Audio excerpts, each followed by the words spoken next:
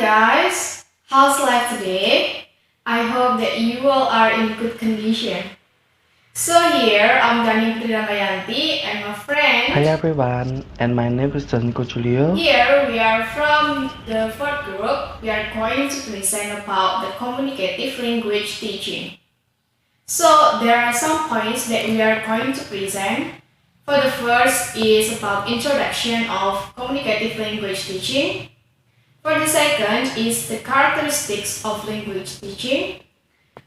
And the third is the design. So design here, there are some points that those are objective, types of learning activities,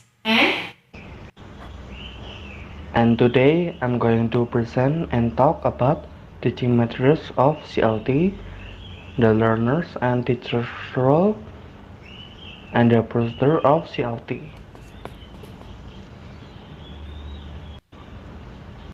and we also have conclusion from our presentation. Okay, without further ado, let's go. Started from the introduction, the origins of communicative language teaching or CLT was found in the late 1960s.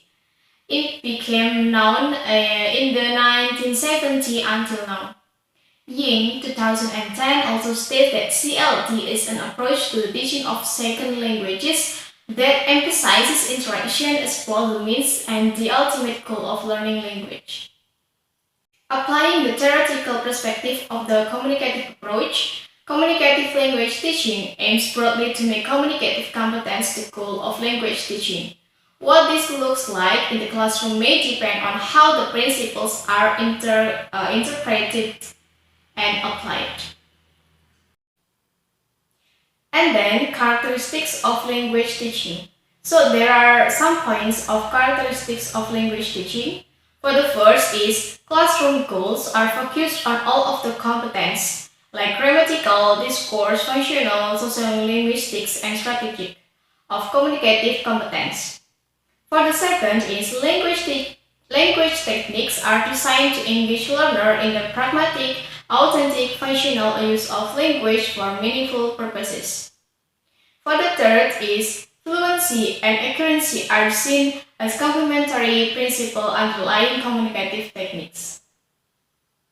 For the fourth is students in a communicative class ultimately have to use the language productively and receptively in unrehearsed context outside the classroom. And for the fifth is the students are given opportunities to focus on their own learning process through an understanding on their own styles of learning and through the development of appropriate strategies for autonomous learning.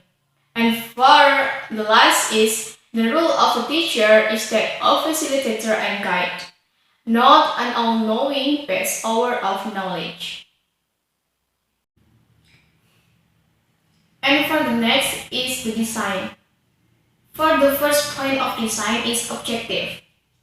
People 1981 discusses the following levels of objectives in a communicative approach. For the first is an integrative and content level. Here language as a means of expression. For the second is a linguistic and instrumental level. Language as a semiotic system and an object of learning. For the third is an effective level of interpersonal relationships and conduct. Here, language as a means of expressing values and judgment about oneself and another. For the fourth is a level of individual learning needs. Here, remedial learning based on error analysis. And for the last is a general educational level of extra-linguistic goals, language learning within the school curriculum. And for the second is types of learning activities. There are two main types of classroom activities according to the conception of Littlewood 1981. For the first is functional communication activities and the second is social interaction activities. The activities in the classroom, as a matter of fact, should reflect the principles of establishing real communication where foreign language skills are integrated to develop fluency, accuracy, and appropriacy in language use through encouraging learners to experiment and discover what they learn themselves without being concerned with any errors. Teaching materials. The first one is text-based materials. There are several textbooks designed to direct and assist communicative language teaching. Some of those are in truth written around in large part of structural syllabus, with mild reformatting to justify their claims to be primarily based on a communicative approach. And the second one is assignment based. Many varieties of games, role plays, simulations, and assignments based conversation activities have been organized to assist communicative language teaching classes. And the last one is realia. The use of authentic and real-life materials in the classroom have been recommended by many proponents of communicative language teaching. This may consist of language-based realia such as sign, magazines, advertisement, and newspaper. And the next topic is teacher's role and learner's role. The teacher's role is to facilitate the communication process between all participants in the classroom. And the next one is to act as an independent participant within the learning teaching group. And the next one, a teacher is that of researcher and learner, with much to contribute in terms of appropriate knowledge and abilities, actual and observed experience of the nature of learning and organization capacities. And the next one are the CLT teacher assumes a responsibility for determining and responding to learners' language needs. The next one is the teacher counselor is expected to exemplify an effective communicator seeking to maximize the matching of speaker intention and hearer interpretation through the use of paraphrase, confirmation, and feedback. And the last one, it is the teacher's responsibility to organize the classroom as a setting for communication and communicative activities.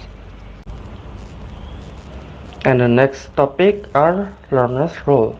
The role of learner as negotiator between the self, the learning process, and the object of learning emerges from and interacts with the role of joint negotiator within the group and within the classroom procedures and activities which the groups undertakes. And the last of the learner's role is the implication for the learner is that they should contribute as much as they gain and thereby learn in an interdependent way. The next topic, which is the procedure of CLT. The first one is presentation of a short conversation or numerous mini dialogues, preceded by a motivation and a dialogue of the characteristic and situation people, roles, setting, topic, and the informally or formally of the language, which the characteristic and scenario demands. The second one is oral exercise of every utterance of the conversation section to be presented that day, commonly preceded through your model. If many dialogues are used, have interaction in comparable exercise. And the third one, questions and solution primarily based at the conversation topics and scenario itself. And the fourth one, questions and solution associated with the student's personal stories, however centered around the conversation's theme. And the fifth one, study one of the primary communicative expressions within the conversation, or one of the structures which exemplify the function. The sixth one, learner discovery of generalization or regulations underlying the useful expression or shape.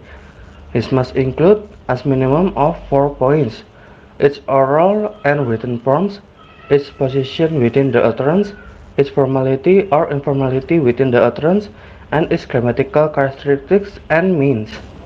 The seventh one, oral recognition, interpretative activities, which is 2 to 5 relying at the learning level, the language knowledge of the students, and associated factors. The eighth one, oral manufacturing activities, intending from guided to freer communication activities. The ninth one, copying of the dialogues or mini dialogues modules if they are no longer within the class text. The tenth one, sampling of the written homework assignment if given. And the last procedure, which is evaluation of mastering, which is for oral only. The example is, how may you ask your pal to do something, and how may you inquire me to do something. So the conclusion from our presentation is communicative language teaching is viewed better as an approach than a method. Although an adequate level of theoretical coherence can be found at the levels of language and learning theory, there is much more room for individual interpretation and variation at the design and procedural level compared to what other methods allow.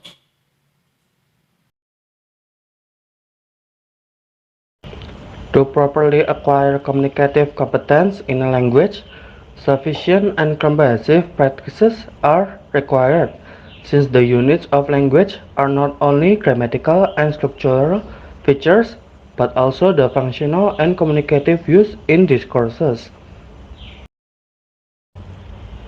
In the process of learning, the commutation-focused activities and the appropriate instructional materials can effectively foster learners' language learning experiences, as well as provide them the adequate language practices, and also expose them to the positive language learning atmosphere. Okay, that's all from us. I'm Dhaniti Damayanti. And I'm Jason Julio. Thank you for watching our video, and if you guys have any question, please mention on the comment column. Thank you, see you, and bye bye.